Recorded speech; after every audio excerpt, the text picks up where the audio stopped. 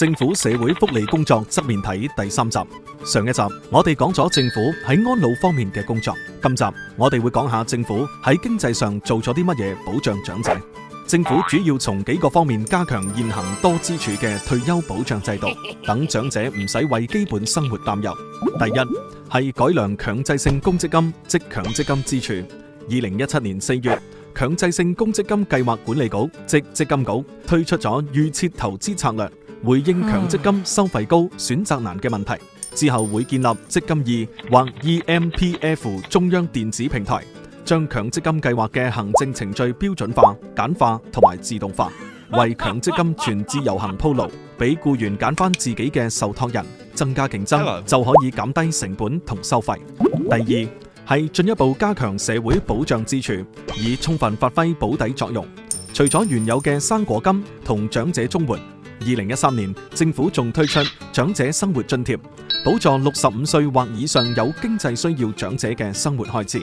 截至2017年，已經惠及超過44萬個長者，約佔整體長者人口嘅37%。政府仲繼續優化咗長者生活津貼，包括增加一層高額援助，向合資格領取津貼嘅較有經濟需要長者提供每人每月3435蚊嘅高額津貼，比之前多1/3。另外就放寬津貼嘅資產上限，單身長者由22萬5千蚊上調至32萬9千蚊，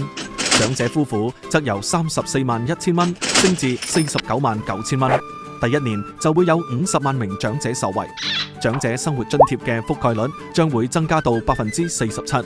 加埋綜援同不設經濟審查嘅高齡津貼同傷殘津貼，社會保障支柱係將會覆蓋約91萬個或者74%嘅長者。而獨立申請綜援嘅長者唔使再要求啲衰仔簽衰仔紙，只要自己聲明冇親屬嘅經濟援助就可以申請綜援。第三，會研發金融產品，等長者善用資產，增加佢哋退休後投資收入嘅穩定性。